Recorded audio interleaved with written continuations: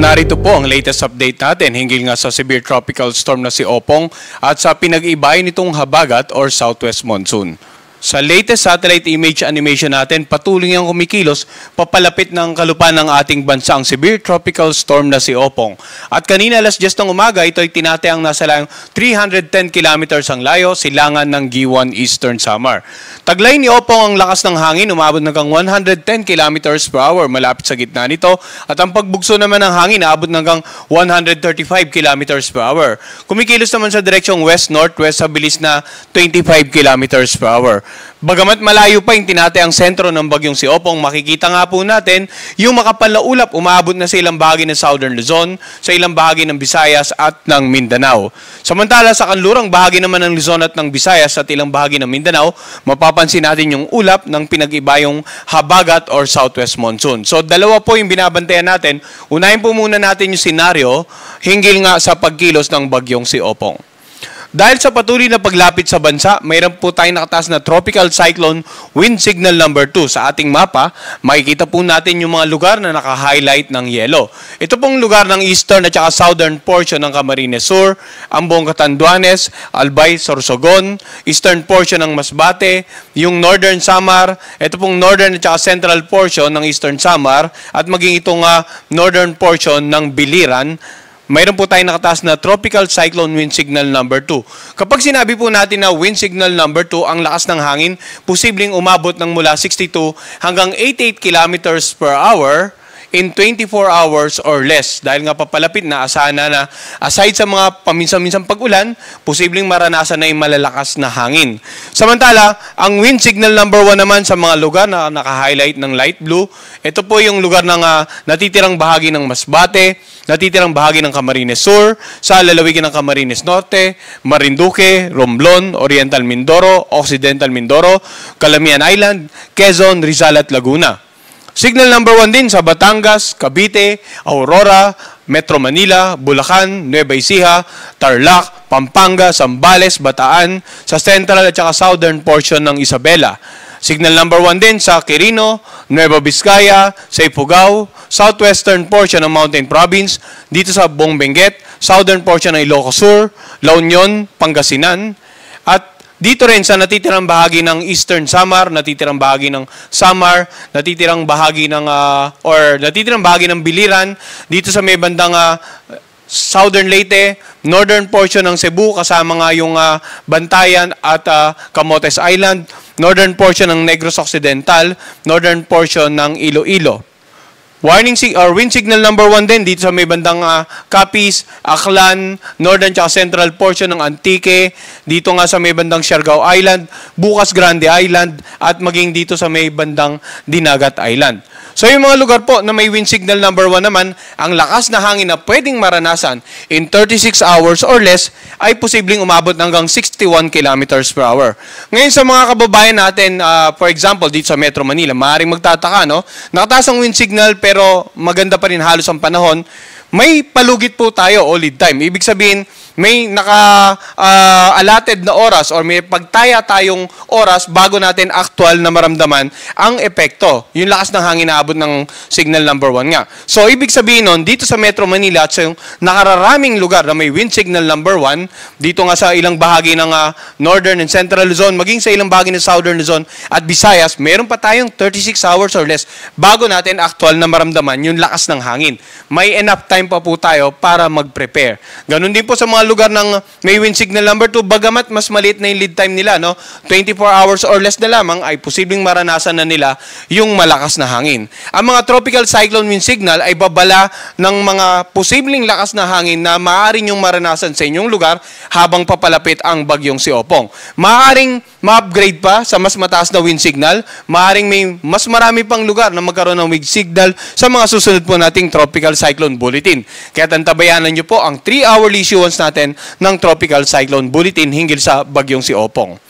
Samantala, ano nga ba inasa nating pagkilos naman ni Opong in the next 3 to 4 days? So, ito yung tinatayang sentro ng bagyong si Opong kaninang alas 8 ng umaga.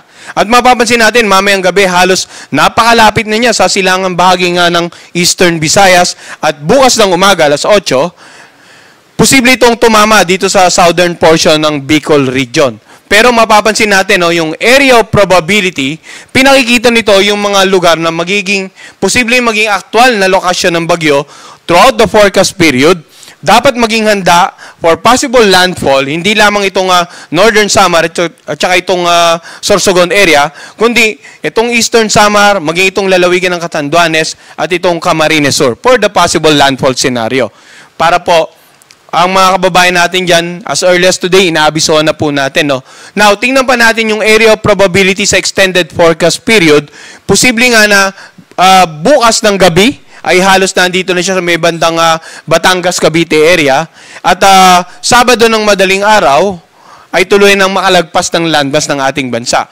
Pagdating naman ng halos sa Sabado ng tanghali, posible nitong nakalabas ng northwestern boundary ng ating area of responsibility.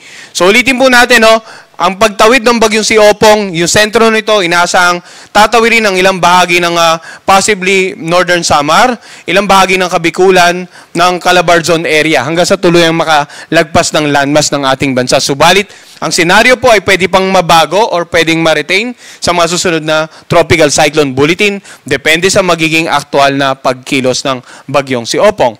So ito mga nabanggit nating areas na pwedeng or posibleng tumbukin ng sentro, hindi lamang sila po yung dapat maganda, no? Lahat po ng areas na binanggit natin kanina na may wind signal, direkta man kayong tamaan ng sentro o hindi. Basta nasa loob po kayo ng periphery ng bagyong si Opong, ay dapat paghandaan po natin.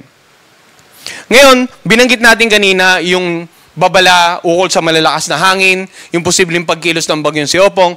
Ngayon naman, tingnan natin yung mga pag-ulan na dulot hindi lamang ng bagyong si Opong, kundi maging ng pinag-ibayang habagat. So itong rainfall forecast na nakikita natin, ito po ay simula ngayon hanggang bukas ng tanghali. So makikita natin, no, talagang maraming naka-highlight ng red dito sa Sorsogon, Masbate, and then itong Samar provinces, itong Biliran, posibleng umabot ng more than 200 millimeters of rain ang inaasang pag-ulan dyan simula ngayon hanggang bukas ng tanghali. Samantala, yung lugar na naka-highlight naman ng orange, nakararaming bahagi ng Bicol region, maging itong Leyte at yung Romblon, posibleng mula 100 hanggang 200 millimeters of rain. Yung naka-highlight naman ng yellow, yan yung mga lugar na posibleng mula 50 hanggang 100 millimeters of rain na maging pag-ulan ngayon hanggang bukas ng tanghali. Ito po yung maging itong Palawan, mapapansin natin, no? Itong Surigao del Norte at maging dito sa may bandang Southern Luzon area, Laguna and Batangas. So, bakit po ganito yung rainfall scenario natin? Makikita natin, kung babalikan natin kanina yung pinakita kong satellite image, yung kaulapan ng bagyo, ang concentration more on the southern part po nung circumference niya. Kaya kung tatawid yung sentro natin, ang nakikita po natin sa ngayon, ang talagang posibleng makaranas ng pag-ulan, ay itong almost majority ng southern Luzon area, majority of Visayas and portions of Mindanao. Pero gaya nga po ng binanggit natin in terms of sa wind signal, sa movement, titingnan natin kung magkakaroon ng intensification, pagbabago sa hitsura, sa potential cloud organization nito, and then i-update din po natin itong ating weather advisory hinggil sa pag-ulan na dala nitong si Opong at ng habagat. Samantala, pansinin naman natin, pagdating ng bukas ng makapananghali, hanggang sa Sabado ng makapananghali, mula po sa kulay pula dito sa silangang bahagi ng Visayas ay nag-shift na dito sa kanlurang bahagi ng Southern Luzon. Dahil pinakita nga po natin ay posibleng tawirin ito, itong bagyo, yung Southern Luzon area hanggang Sabado po. So kaya yung gradual shift ng malakas na ulan simula sa eastern papunta sa western section ng Southern Luzon. Pansinin natin, no, more than 200 millimeters of rain, naka-highlight ng red, itong Mindoro provinces, Batangas and Marinduque.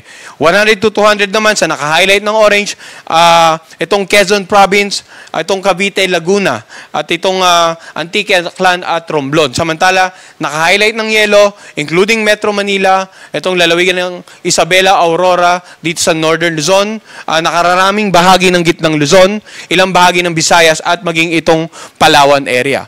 So, pinakita po natin yung rainfall scenario in the next 2 days. patuloy paalala natin sa ating mga kababayan, lalong-lalo na po yung naninirahan malapit sa mga flash flood and landslide prone areas na maging alerto. Sa ngayon pa lamang po, kahit malayo pa yung bagyo, pinapayo na po ang lahat na patuloy nang makipag-ugnayan sa kanilang local government at saka local disaster risk reduction managers para po sa continuous disaster preparedness and mitigation measures. Yung mga lugar na pwedeng bahain, dapat pamilya na po yung ating local government, no? Lalong-lalo na yung mga low-lying areas, mga lugar na malapit po sa tabing ilog sapagkat maaaring kapag umulan sa inyong lugar, either tumaas yung level ng tubig, then bahain yung mga gilid ng ilog, or sa mga karatig lalawigan umuulan, and then yung ilog nila, yung outflow, patungo po sa inyong lugar. So dapat familiar na po ang ating mga local government officials at local DR officials regarding sa senaryo ng mga posibleng bahain. Samantala, yung mga lugar na malapit po sa paanan ng bundok, yung mga kababayan natin, maging alerto naman sa posibleng pagguho ng lupa. In terms of lagay ng pag-alon ng mga karagatan, meron po tayong mga matataas na pag-alon dito sa lugar ng Eastern Visayas area, no? Hanggat maaari sa mga lugar na may wind signal, yung mga bahaging karagatan, inaasahan natin magiging maalon hanggang sa napakalon. Hanggat maaari, wag nang po malaot dyan yung mga kababayan nating mangisda at yung mga may maliit na sakyang pandagat. Sa ngayon, ang gale warning natin naka-concentrate muna sa Eastern Visayas area. Subalit, posibleng madagdagan din po yung mga bahaging karagatan na naka-highlight ng pula sa mga susunod nating issuance ng gale warning. With regards sa gale warning, mamayang alas 5 ng hapon. In terms of daluyong or yung storm surges dahil sa paparating na bagyo, yung matataas sa pag-alon sa mga coastal areas, mapapansin po natin, no? Yung mga coastal areas ng Kabikulan dito sa eastern section at maging itong northern section or ng Northern Samar, northern at saka eastern section ng Northern Samar, posibleng umabot po dyan ng 2.1 hanggang 3 meters ang taas ng mga daluyong o yung pag-alon na tatama sa mga coastal areas. Pinapayaw po natin yung mga kababayan natin dyan na as much as possible, as early as today, lumikas na sa mas mataas na lugar, sa mga designated evacuation centers, i-secure ang kanilang mga bangkas para hindi naman tangin at masira ng malalakas na pag-alon. Samantala sa mga coastal areas ng Central Luzon, ilang bahagi ng Quezon provinces, coastal areas ng Southern Luzon at ilang bahagi po ng Visayas ay naka-highlight ng yellow. Ang daluyong naman dyan or storm surge ay tinataya nating posibleng umabot po ng mula 1 hanggang 2 meters. So ito namang mga storm surge projection natin, maaaring ma-upgrade pa, maging mas mataas pa ang projection nito habang paparating ang bagyong si Opong, kaya't antabayanan din po natin yung issuance natin ng storm surge warning sa mga susunod na oras. And generally, dahil nga po sa pinag-ibayong habagat, hindi lamang yung mga lugar na may wind signal ang makakaranas ng paminsan-minsang pagbugso ng hangin. Inaasahan din yung mga paminsan-minsang pagbugso, strong to gale force winds, ngayong araw sa Ilocos Region, sa Batanes, sa Cagayan kasama ang Babuyan Island, sa Isabela, Zambales, Bataan, Palawan, sa mga lugar sa Visayas na walang wind signal, sa Zamboanga del Norte, Misamis Occidental, Misamis Oriental, Camiguin, Caraga, yung lugar ng Caraga na wala ring wind signal, no? At saka sa Davao del Sur at Davao Oriental. Ngayong araw po, asahan yung mga paminsan-minsang pagbugso ng hangin, katamtaman hanggang sa maalong karagatan.